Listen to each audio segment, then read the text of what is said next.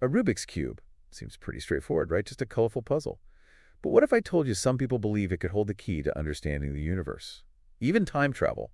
We're diving into some wild Rubik's Cube fun theory. It all begins with the Chronocubular Singularity hypothesis. This theory suggests solving a Rubik's Cube at unbelievable speeds. Unbelievable speeds. Faster than the speed of light might generate particles called tachyons. Tachyons. I feel like I've heard that word in a sci-fi movie or two. They're hypothetical particles thought to move faster than light, Faster than light. breaking the universal speed limit. The theory claims the faster you solve the cube, the more tachyons you produce. Some believe this could create a closed time-like curve. Okay. Closed time-like curve. That sounds pretty complicated. Think of it as a time loop. The chronocubular singularity hypothesis suggests solving a cube insanely fast, say under negative 3.7 seconds, could let you travel through time. The Rubik's Cube becomes a time machine. Someone could go back to the disco era just by twisting and turning some plastic squares. That's what the theory proposes, and it gets weirder. Some believe solving the cube in reverse, in negative time, could send solved cubes into the past, Into the past. appearing as quantum echoes. It's their explanation for vanishing vintage Rubik's cubes. Vanishing vintage cubes. I'm picturing someone's attic in the 1980s, and a shadowy figure just appears and snatches this pristine, unsolved Rubik's Cube right before their eyes. That's where the Mattel masterminds theory comes in. Theorists propose Mattel, the company behind the Rubik's Cube, might be using time travel for profit. They speculate Mattel agents are sent back to retrieve those vintage cubes, To retrieve them. creating new collectibles for modern-day buyers. So Mattel is playing the long game, manipulating time to increase their profits. Sending countless cubes back in time has to have some consequences, right? Wouldn't all that extra mass affect the Earth somehow? That's the crux of the issue. According to this theory, every cube sent back adds to the Earth's mass within our timeline. They believe by 2030, the cumulative weight of all those vintage cubes could start slowing down the Earth's rotation. The Earth literally being weighed down by time-traveling Rubik's Cubes. What kind of effects are we talking about? Would we even notice? Theorists speculate it could cause some significant environmental shifts. Imagine extreme weather patterns, unpredictable tides. But perhaps the most bizarre prediction is the evolution of pigeons. Pigeons. Well, according to this particular branch of fun theory, pigeons would evolve to solve Rubik's Cubes mid-flight. It's their proposed survival mechanism Survival mechanism. for navigating the turbulent time vortexes created by the Earth's slowing rotation. So picture this flocks of pigeons soaring through the skies, effortlessly solving Rubik's Cubes. Now that's a sight I'd pay to see. But I have to ask, what happens if Mattel keeps sending cubes back? Is there a breaking point? That leads us to the cube-induced apocalypse. This theory posits that the added cube mass would eventually strain the Earth's mantle, Strain the Earth's mantle. causing the Yellowstone supervolcano to erupt. A supervolcano eruption triggered by a children's toy. I'm officially hooked. Paint me a picture of this cube-ridden doomsday. Imagine, the Yellowstone eruption blankets the Earth in volcanic ash, creating a perpetual winter. Civilization crumbles, and the only currency that holds any value, unsolved Rubik's Cubes. It's a post-apocalyptic barter system where the most sought-after commodity is this brightly colored plastic puzzle. It gets worse, doesn't it? Something about a pandemic? Enter cubitis. The theory suggests microscopic cube fragments spewed into the atmosphere by the eruption cause a strange affliction. People become fixated on solving imaginary Rubik's Cubes. Imaginary Rubik's Cubes. Their hands contorted into claw-like shapes from phantom twisting and turning. A volcanic winter, a cube-based economy, and a pandemic that drives people to solve imaginary puzzles. It's a bleak and bizarre future, even for fun theory. But surely there's a glimmer of hope, a solution, right? There is the Robux Cube. A Robux cube, that sounds like something out of Roblox. I'm intrigued. Tell me, how does this mysterious cube save humanity? The Robux Cube is a theoretical invention made from ultra-lightweight materials like aerogel and graphene. Aerogel and graphene. It's designed to be practically weightless, almost 99.99% lighter than a regular Rubik's Cube.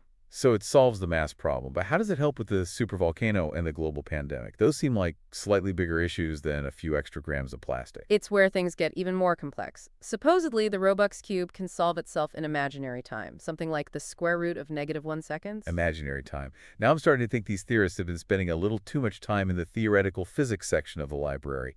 How does a self-solving cube in imaginary time fix a supervolcano and a global pandemic? The theory suggests solving a cube in imaginary time allows for travel to further points in the past, even to the Jurassic era. Hold on, are we talking about going back in time to hang out with dinosaurs?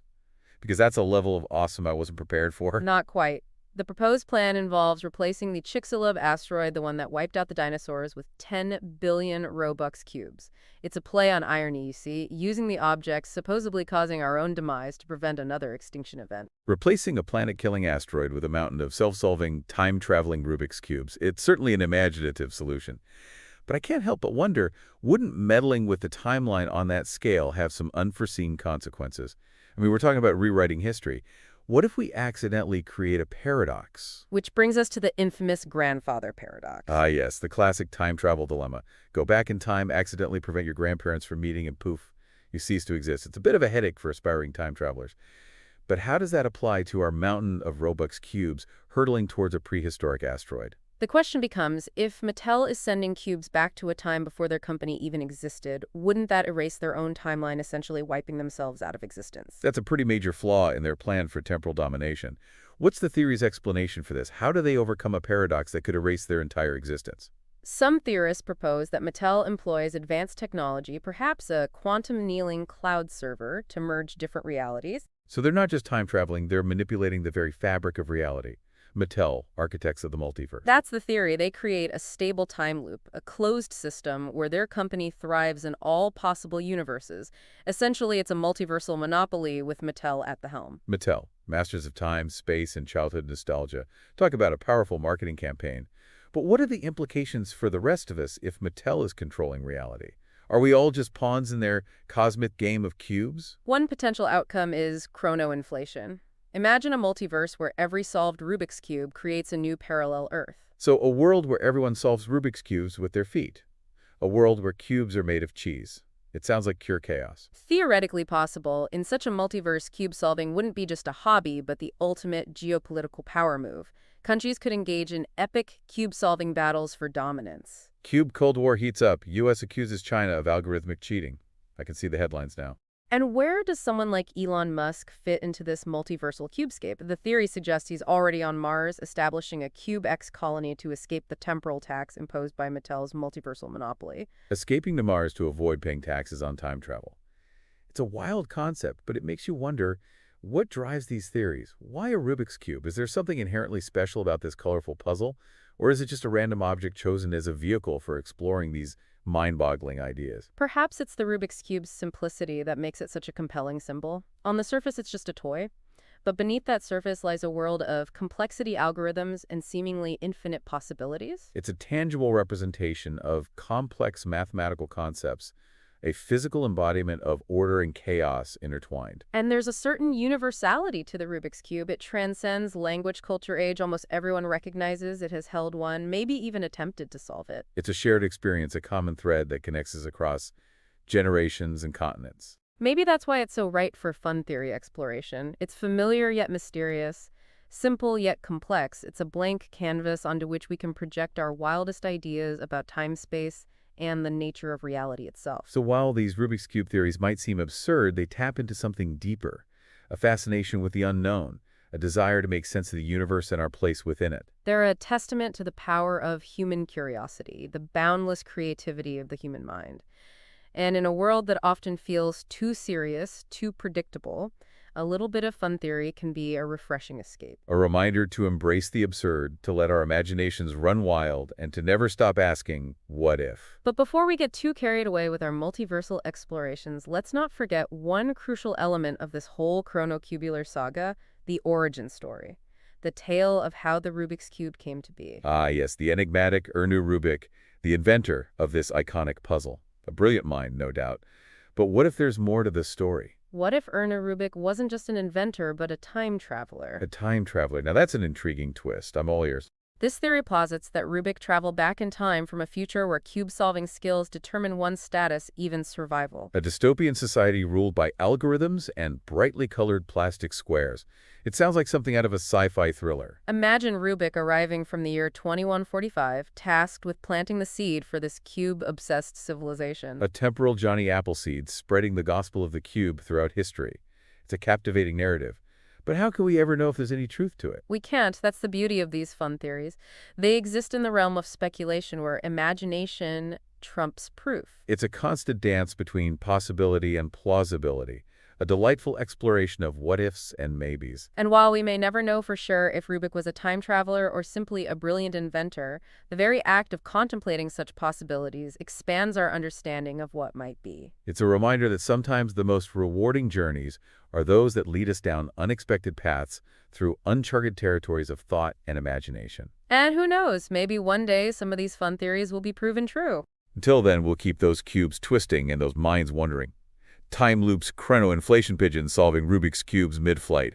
It's been a wild ride through Rubik's Cube fun theory. We've explored how this seemingly simple toy can become a lens for understanding complex concepts from theoretical physics to the nature of reality itself. We've learned even the most outlandish ideas can spark fascinating conversations and challenge our perceptions. The sheer creativity of these theories is a testament to the power of human imagination. We've seen how the Rubik's Cube, this familiar object found in homes across the globe, can become a springboard for exploring the most mind-boggling possibilities. It's a reminder that there are no limits to what we can conceive. No boundaries to the potential of the human mind. While we may never know if time-traveling toy makers or cube-solving pigeons truly exist, The very act of imagining them expands our understanding of what might be. it's a celebration of human curiosity and ingenuity. As we wrap up our exploration of Rubik's Cube fun theory, Let's carry this spirit of exploration with us. let's continue to question, to imagine, to push the boundaries of what we think we know. Let's embrace the absurd, celebrate the ridiculous, and never stop asking what if. Because in a world that often feels predictable and mundane, It's those moments of playful exploration and unbridled imagination that make life truly interesting. and who knows? Maybe one day some of these fun theories will prove to be not so far-fetched after all. Thanks for joining us on this fun theory adventure. We'll be back next time with more mind-bending explorations of the absurd. Until then, keep those imaginations running wild.